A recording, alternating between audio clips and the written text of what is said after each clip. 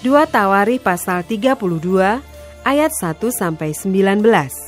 Yerusalem dikepung oleh Sanherib.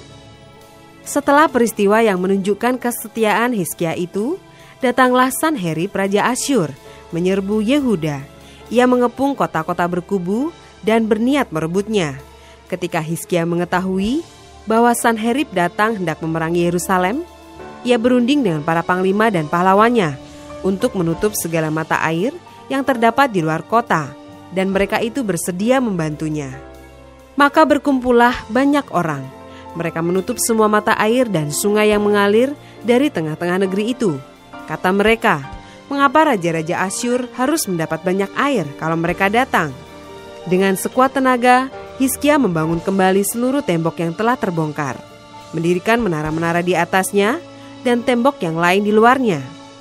Ia memperkuat juga Milo di kota Daud dan membuat lembing dan perisai dalam jumlah yang besar. Ia mengangkat panglima-panglima perang yang mengepalai rakyat, menyuruh mereka berkumpul kepadanya di halaman pintu gerbang kota dan menenangkan hati mereka dengan kata-kata, "Kuatkanlah dan teguhkanlah hatimu, janganlah takut dan terkejut terhadap Raja Asyur serta seluruh laskar yang menyertainya, karena yang menyertai kita lebih banyak daripada yang menyertai dia.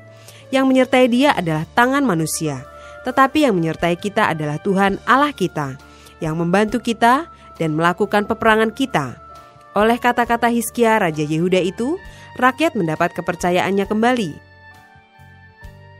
Sesudah itu, Sanherib Raja Asyur yang sedang mengepung Lakis dengan seluruh kekuatan tentaranya, mengutus beberapa pegawai ke Yerusalem kepada Hizkia Raja Yehuda dan kepada semua orang Yehuda yang ada di Yerusalem dengan pesan, "Beginilah titah Sanherib Raja Asyur.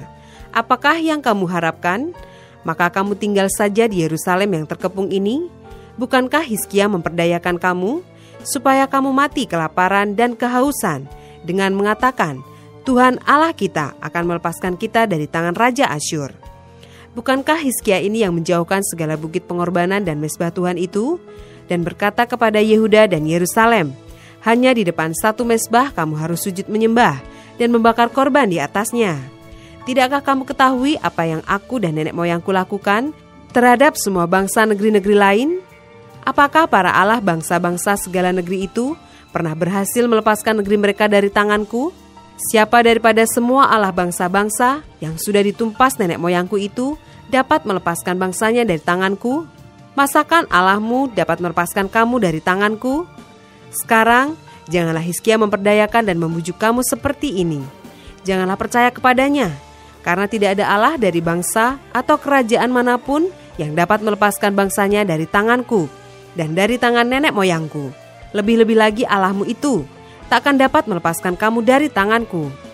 Dan masih banyak lagi yang diucapkan pegawai-pegawai Sanherib itu menentang Tuhan Allah dan menentang Hizkia hambanya. Ia menulis juga surat yang penuh cela dan hujat terhadap Tuhan Allah Israel. Bunyinya, "Sebagaimana para Allah bangsa-bangsa segala negeri lain tidak dapat melepaskan bangsanya dari tanganku, demikian pula Allah Hizkia takkan dapat melepaskan bangsanya dari tanganku." Dan mereka berseru dengan suara nyaring dalam bahasa Yehuda kepada rakyat Yerusalem yang ada di atas tembok untuk menakutkan dan mengejutkan mereka supaya mereka dapat merebut kota itu. Mereka berbicara tentang Allah Yerusalem seperti tentang para Allah bangsa-bangsa di dunia adalah buatan tangan manusia.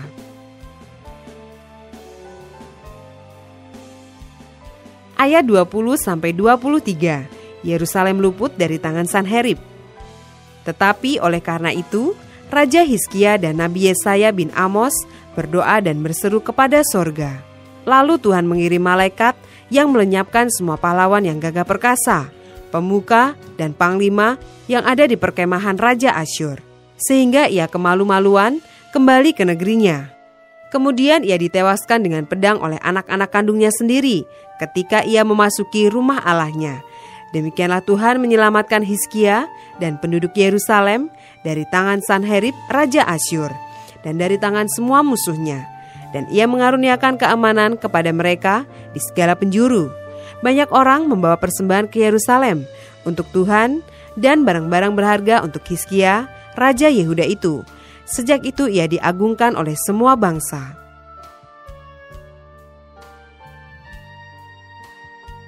ayat 24-33, tahun-tahun terakhir dari pemerintahan Hizkia.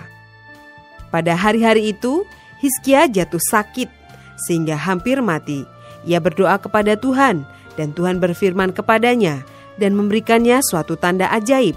Tetapi Hizkia tidak berterima kasih atas kebaikan yang ditunjukkan kepadanya, karena ia menjadi angkuh, sehingga ia dan Yehuda dan Yerusalem ditimpa murka. Tetapi ia sadar akan keangkuhannya itu dan merendahkan diri bersama-sama dengan penduduk Yerusalem, sehingga murka Tuhan tidak menimpa mereka pada zaman Hizkia. Hizkia mendapat kekayaan dan kemuliaan yang sangat besar.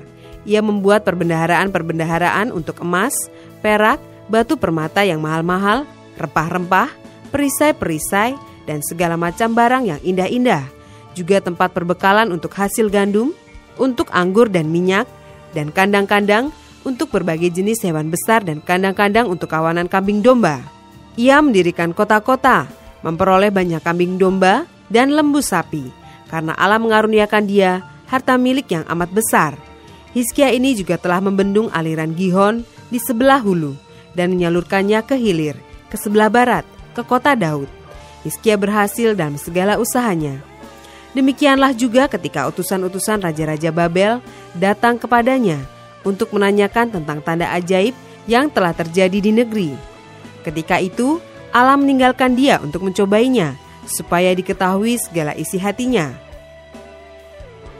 Selebihnya dari riwayat Hizkia dan perbuatan-perbuatannya yang setia, sesungguhnya semuanya itu tertulis dalam penglihatan Nabi Yesaya bin Amos dalam kitab Raja-Raja Yehuda dan Israel. Kemudian Hizkia mendapat perhentian bersama-sama dengan nenek moyangnya dan dikuburkan di pendakian ke pekuburan anak-anak Daud. Pada waktu kematiannya, seluruh Yehuda dan penduduk Yerusalem memberi penghormatan kepadanya. Maka Manasye anaknya menjadi raja menggantikan dia.